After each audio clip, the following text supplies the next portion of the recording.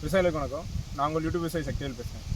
So இப்போ நம்ம இந்த வீடியோவில் எதை பற்றி பார்க்க போகிறோம்னு பார்த்தீங்கன்னா, நம்ம ஜென்ரலாக ஒரு பயிர் வந்து நம்ம ஸ்டார்ட் பண்ணுறோம் அப்படின்னம்னா, பயிர் ஸ்டார்ட் பண்ணும்போதோ இல்லை ஒரு மண் அணைக்கும் போதோ பார்த்தீங்கன்னா, நம்ம ஒரு ஹியூமிக்கு, சீவீடு இந்த மாதிரியான பயோ ப்ராடக்ட்ஸ் வந்து ஆர்கானிக் ப்ராடக்ட்ஸ் வந்து நம்ம வந்து வழக்கமாக கொடுக்குற ஒரு ப்ராக்டிஸ் இப்போ ஸ்டார்ட் ஆயிடுச்சு. இப்போ நான் ஏதோ ஒன்று பயிர் செஞ்சேன், இப்போ வெங்காயமே நட்டேன், ஒரு தக்காளியும் நட்டேன்னா, மொதல் 10 நாளில் ஃபஸ்ட்டு கொடுக்குறது பார்த்தீங்கன்னா ஒரு சீவீடாக இருக்கும், இல்லைன்னா ஒரு ஹியூமிக் ஆசிடாக இருக்கும்.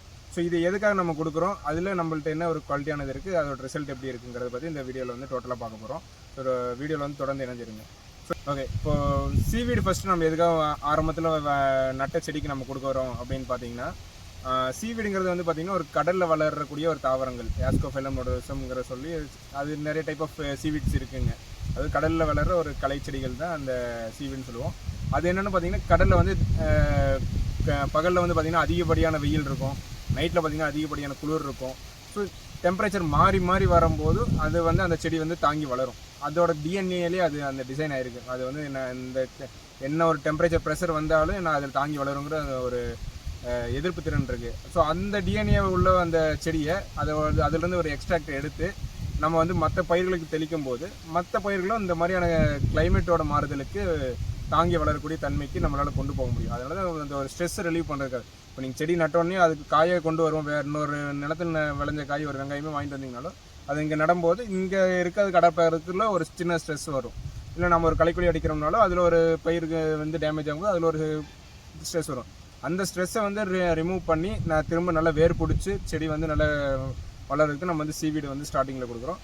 கூட ஹியூமிக்கையும் நம்ம கொடுப்போம். ஹியூமிக் நம்ம ஏன் கொடுக்குறோன்னு பார்த்தீங்கன்னா, அது ஹியூமிக்ங்கிறது ஒரு மக்கிற ஒரு கண்டிஷனில் இருக்கிற ஒரு ஸ்டேஜை தான் நம்ம வந்து ஹியூமிக்னு சொல்லுவோம். இப்போ நம்ம இலத்தலையெல்லாம் போட்டு கம்ப்ளீட்டாக மக்கிறதுக்கு முன்ன ஸ்டேஜ் தான் ஹியூமிக் ஆசிட்னு சொல்லுவோம்.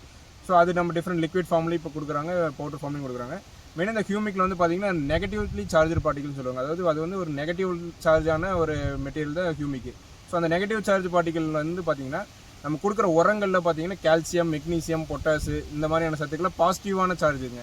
அந்த பாசிட்டிவ் சார்ஜ் அந்த நெகட்டிவ் சார்ஜ் வந்து நல்லா பிடிச்சி வச்சுக்கிட்டு வேர் பகுதியில் அது வந்து எடுத்துக்கிறதுக்கு வந்து ஹெல்ப் பண்ணும். அதாவது இது வந்து வேருக்கு வந்து கொடுக்கறதுக்கு ஹெல்ப் பண்ணும்.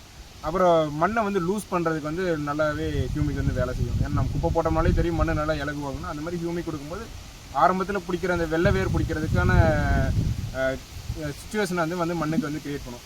ஸோ இதுக்கு வந்து நம்ம ஏகப்பட்ட கம்பெனியில் வருது. நம்ம ஒரு இந்த தக்காளி ஃபீல்டு, நம்ம வந்து அவினாசியில் ஒரு தக்காளி ஃபீல்டுக்கு இந்த மாதிரி மண் அணைச்சிருந்தாங்க.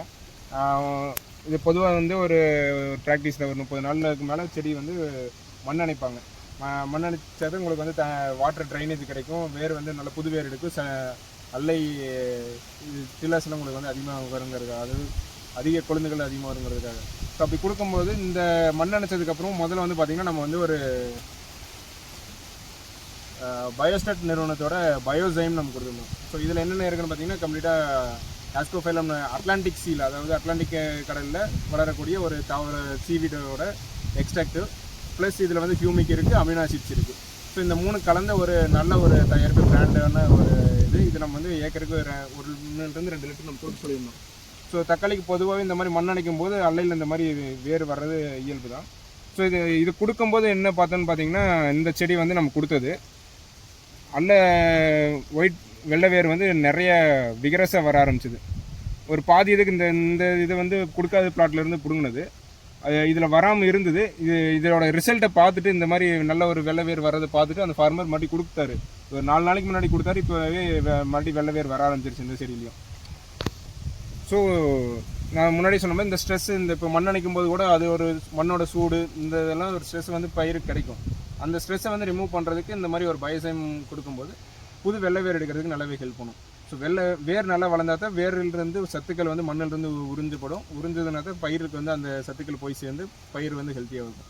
ஸோ அதுக்கு வந்து நல்ல ஒரு குவாலிட்டியான சீவீடை வந்து பயன்படுத்துங்க. அதுக்கு இந்த மாதிரி ஒரு நம்மள்கிட்ட இருக்கிற இந்த பயோசைம் இது வந்து நல்லாவே வேலை செய்து அது ஒரு ப்ரூவன் ரிசல்ட்டாகவே நம்ம பார்க்குறோம். இந்த பயோசைம் வந்து பார்த்திங்கன்னா நம்ம ஏக்கருக்கு வந்து 1 லிட்டருந்து 2 லிட்டர் வரைக்கும் கொடுக்குறோம். நம்மள்ட்ட 1/2 லிட்டர்லேருந்து 1 லிட்டர், 5 லிட்டர், 10 லிட்டர் வரைக்கும் நம்மள்ட்ட வந்து ஸ்டாக் அவைலபிள் இருக்குது. நல்ல ஒரு பெஸ்ட் ப்ரைஸில் இருக்குது. உங்களுக்கு தேவைன்னா நம்மளுக்கு இந்த ஸ்க்ரீனில் தெரிய நம்பருக்கு காண்டாக்ட் பண்ணுங்கள்.